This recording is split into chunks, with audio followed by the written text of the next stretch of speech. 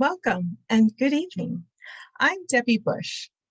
As a member of the Clear Lake chapter of the Native Plant Society and through countless workshops, field trips, lectures, you name it, you can say I have learned a little bit about native plants. I'm not an expert by any means, but I'm learning and I'd love to share what I've learned so far. When I was planning my own garden, this is the type of information that I was looking for.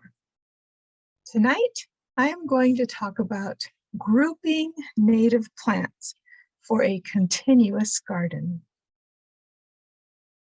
Before you start choosing your plants, you'll need to choose your site. For this example, we are working with a 3 by 6 foot plot that gets at least 6 hours of sun. If you have a larger area, you can include more choices and club same species together. For best results, use multiple plants of each species. This guide on your screen is adapted from Pollinator Partnership's Planting Guide for your native pollinator garden. I'm putting a link in the chat to this resource that has 4 steps for creating a native pollinator garden. The guide has Texas natives that we don't have available this spring, but have had in the past. So you may already have some of the recommended plants. Let's get into the plants. Spring. For our first grouping, we have green milkweed, nodding beard tongue, and eastern red columbine. Some of these plants will bloom longer than one season, so there will be some overlap. This is a good thing. What we want is to make sure we have at least 3 plants blooming in each of the 3 seasons. This provides a variety of nectar and pollen sources for our native bees and butterflies. Green milkweed. This iconic Gulf Coast native milkweed is found in fields and pastures. The taproot is large and fleshy and survives flood and drought once it is established.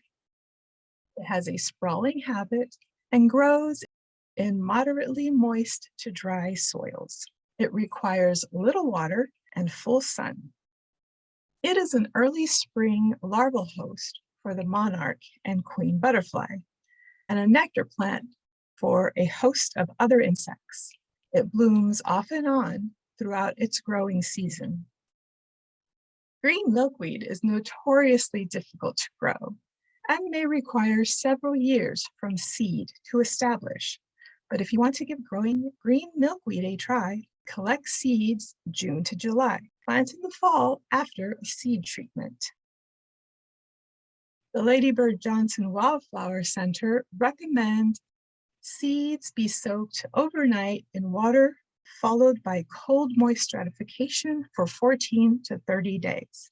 This method enhances germination to greater than 60%. Good luck.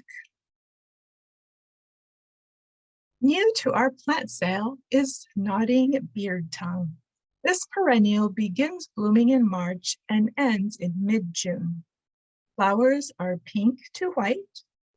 Beard tongue gets its name from the heavily bearded stamen that protrudes from the center like a tongue. This penstemon can take regular garden water and well-drained, preferably sandy soil. Although drought tolerant, it will look best with some summer water. This one attracts hummingbirds. Eastern red columbine rounds out this first grouping. This beautiful woodland wildflower has showy, drooping flowers with distinctly backward pointing tubes. Red columbine likes moisture, but must be in well-drained soil. Plants in thin, sandy soils maintain a tight, compact habit and can live for many years. It is evergreen, but may go dormant in extreme heat. Do not plant this one in continuous full sun, as growth will be stunted and leaves may burn. This one also attracts hummingbirds, bees, and butterflies. Another grouping for spring blooming plants includes Zizotes milkweed, Barbara's buttons, and Gulf Coast penstemon. First, we have Zizotes milkweed, another green-flowered milkweed. It blooms March to October. This species survives periodic droughts and occasional mowing, even though it has shallow roots. This member of the milkweed family loves full sun and tolerates sandy, dry soils. It's great for butterfly gardens and is a well-documented larval host plant for monarchs. We only have a handful of these, so if your site allows, you can use aquatic milkweed instead. Another plant that's new to this sale is Barbara's buttons. Barbara's buttons is an upright perennial growing 8 to 18 inches tall with solitary or several unbranched stems. Dainty balls of white, fragrant flowers are borne on slender, leafless stalks arising from a rosette of narrow leaves. Bloom time is April to June. It does well in sandy or calcareous soil, as well as sand, loam, clay, or limestone. Gulf Coast penstemon, a March to May bloomer in our area. It overwinters as a low evergreen rosette, then sends up the flower stalk in early spring. It's great as an understory plant in part shade or morning sun. The seeds remain on the plant for an extended time. Early spring bumblebees frequent the bell blossoms and birds eat winter seeds.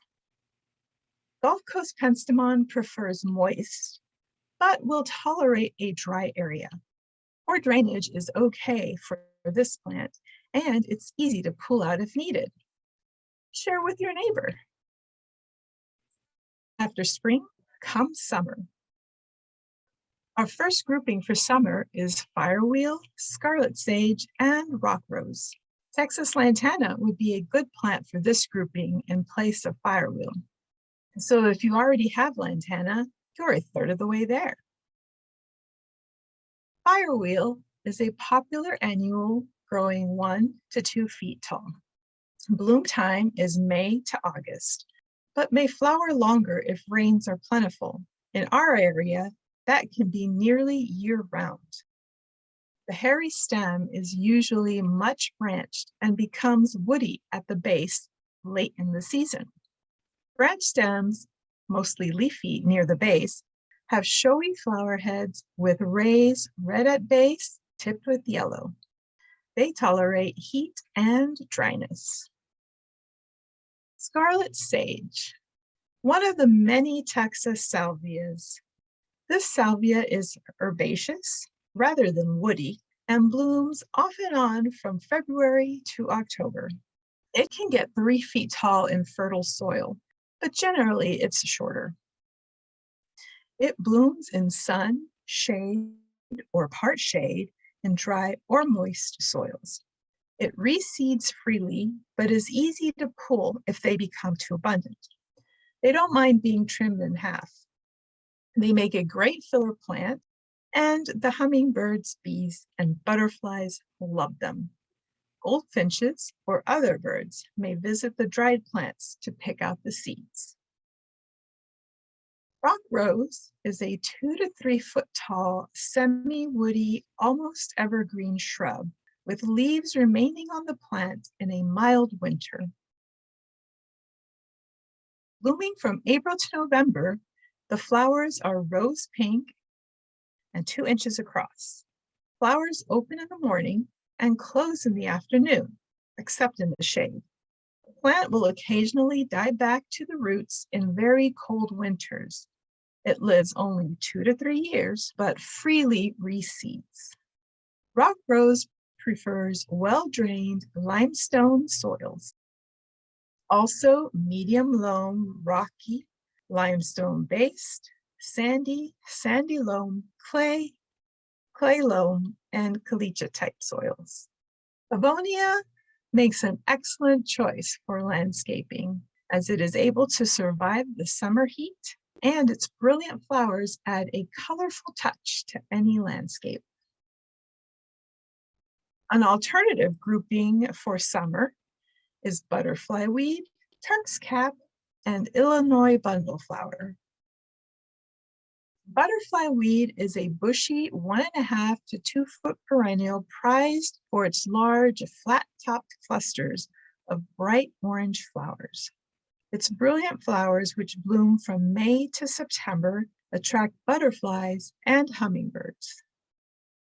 It requires full sun and prefers well-drained sandy soils.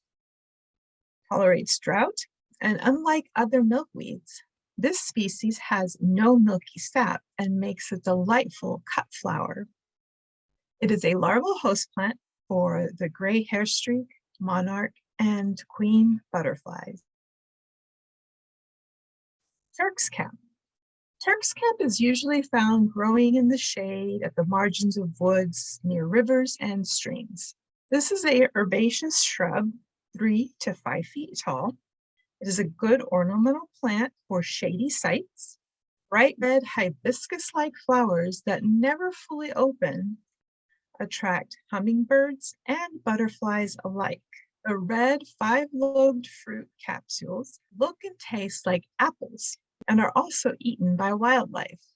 It is a member of the mallow family. Moist, well-drained woodland soils are best, but it will grow in sandy, loamy, clay, and limestone soils. Illinois bundleflower is an erect, sun-loving 1 to 3 foot shrub with ball-like clusters of small, whitish or greenish flowers. The leaves fold in strong sunlight and when touched, much like sensitive briar.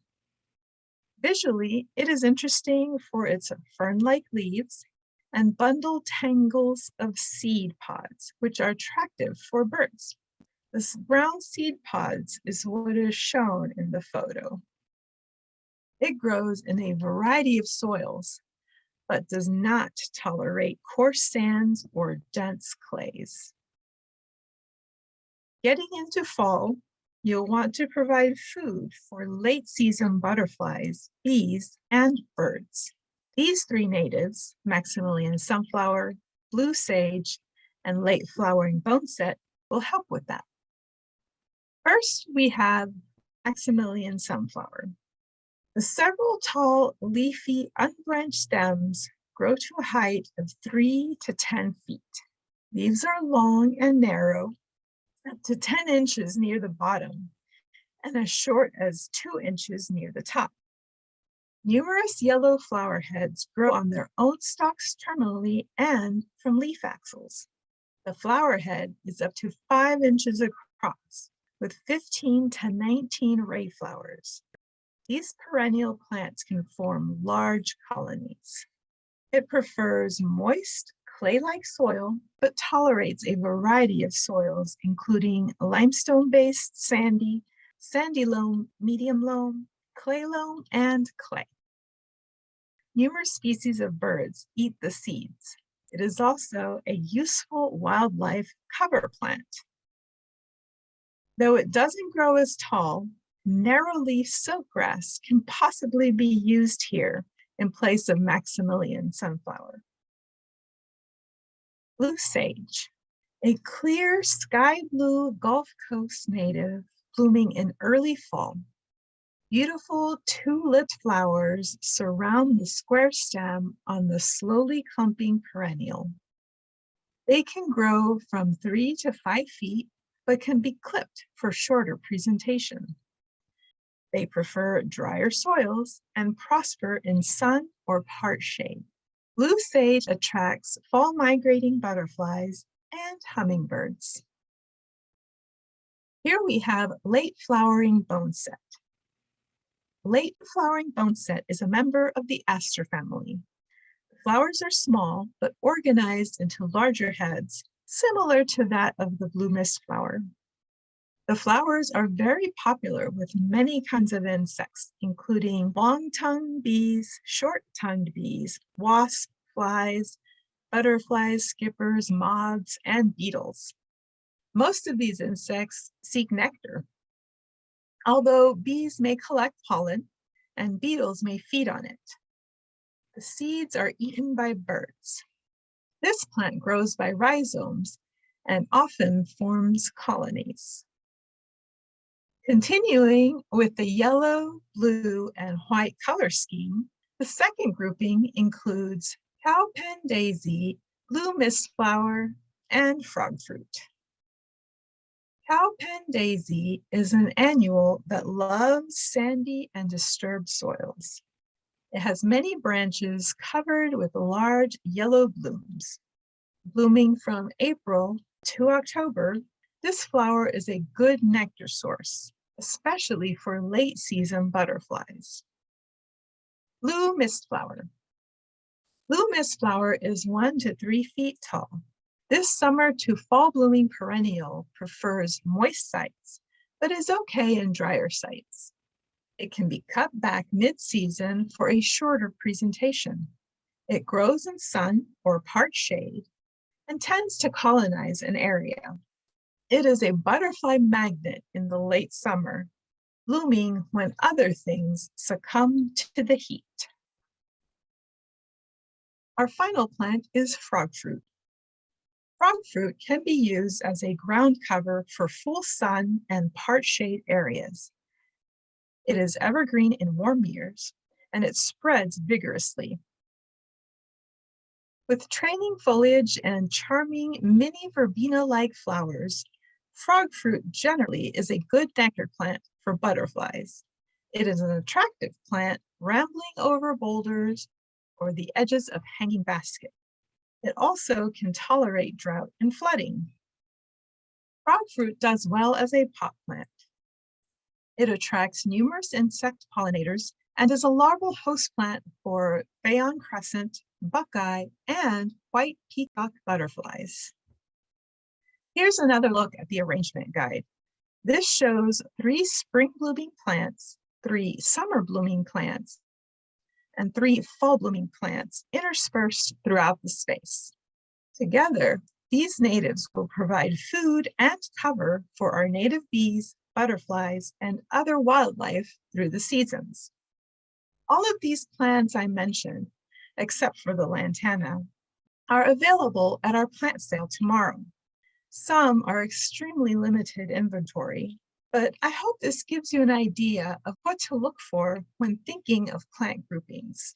Nancy has created a fantastic table with information about these plants I just highlighted to help you choose which plants will work in your garden. I'll put the link in the chat.